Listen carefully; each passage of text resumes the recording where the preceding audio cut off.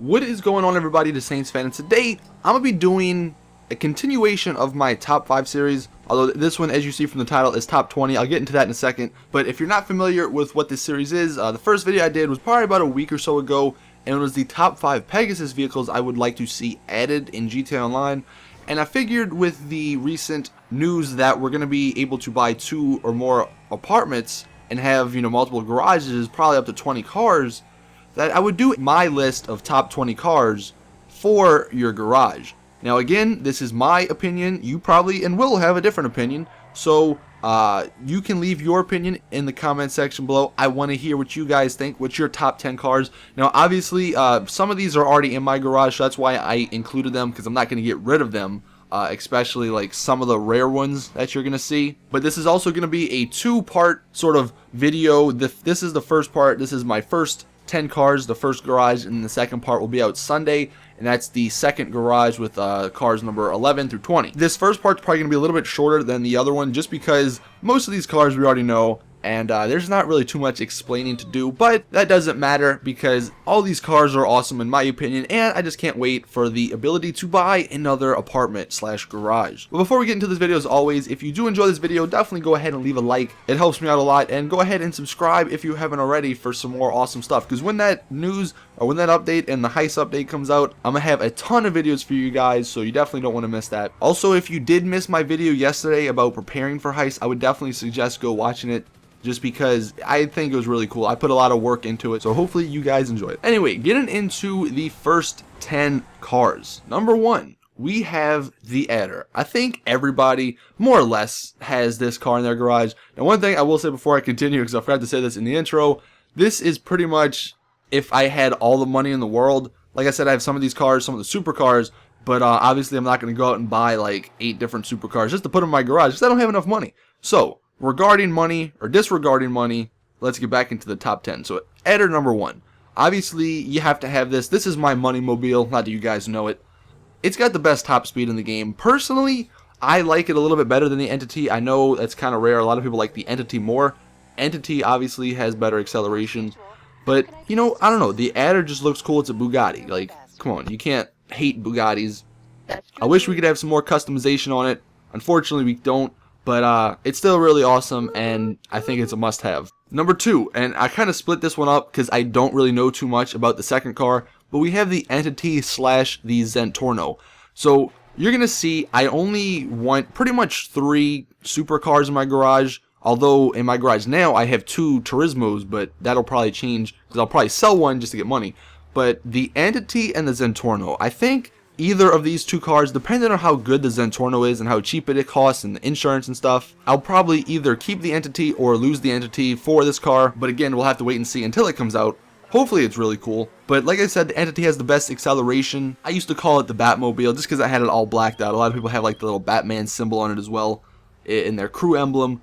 But overall, the Entity is a really nice car. It's obviously one of the top 3 supercars, so that's why you almost have to have it in your garage. Number 3, we have the Turismo. Like I was saying, I have 2 in my garage now just because one has a modded color and one doesn't. But the Turismo is like probably the best overall supercar, not just in racing and handling and speed and all that stuff, but just to the fact that the insurance was only $6,000.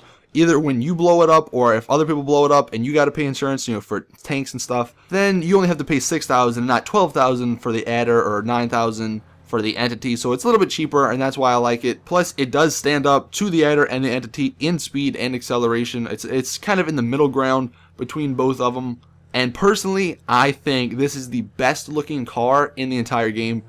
I mean, this car just looks so sleek and so sexy, and that's probably why I have 2 in my garage, just because they do look so good. Now we're going to get into the sports cars. So number 4, and this is another split one, we have the Jester slash the Massacro. The Massacro looks pretty cool, and I have a feeling it's going to be similar to the Jester, as in, one of the high-end sports cars, one of the faster ones, one of the better ones. So I figured I'd either have one or the other. Obviously, I'm going to get both for the first week just to show you guys DLC stuff, but once it's all said and done, I'll probably have to choose. Right now, the Jester does look really cool. It's got a lot of customization options, so that's why I do like that one. Plus, the handling's really good as well. So we'll have to wait and see how the Massacro looks, but that's kind of like my racing sports car.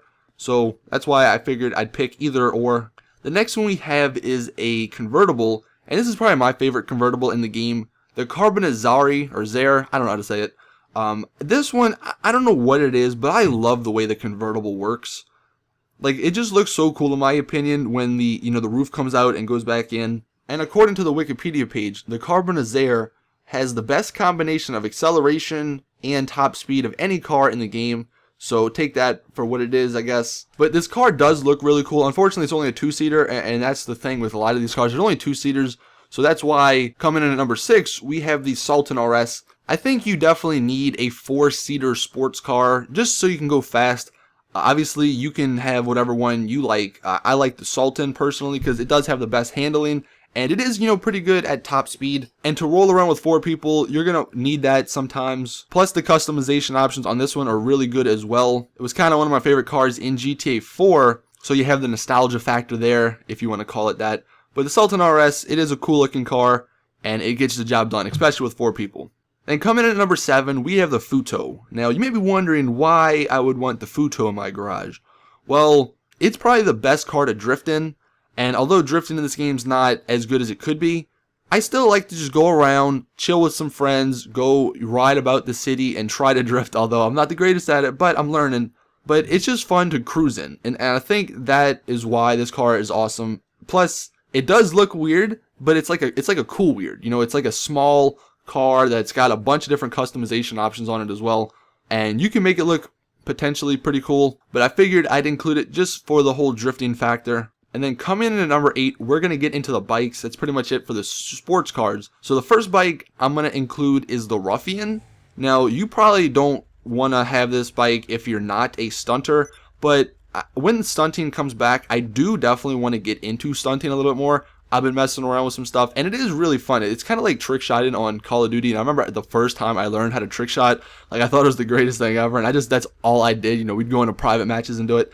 And that's kind of what the stunting, is like. It's kind of, let's see what we can do and try to impress people. And the Ruffian is definitely the best bike for that. It can pop a wheelie. It's not the fastest. I think it's actually one of the slowest bikes. But again, this is strictly for stunting. The next bike we have is the Akuma, and this is the fast one. This is if I'm going to race in a bike or, whatever you want to do with it. But it is the fastest bike. I think it's even faster than the supercars. So definitely if you want to get away from people, this is what I would use. Although I always crash into stuff, so I kind of stick away from bikes. But it is a nice bike to have. I mean, it is the best one. So I figured, especially with all these cars, for the most part, I got the best one in every category, for races and stuff, except for like some of the lower end, like the compact or whatever. Like obviously you're never going to race in those.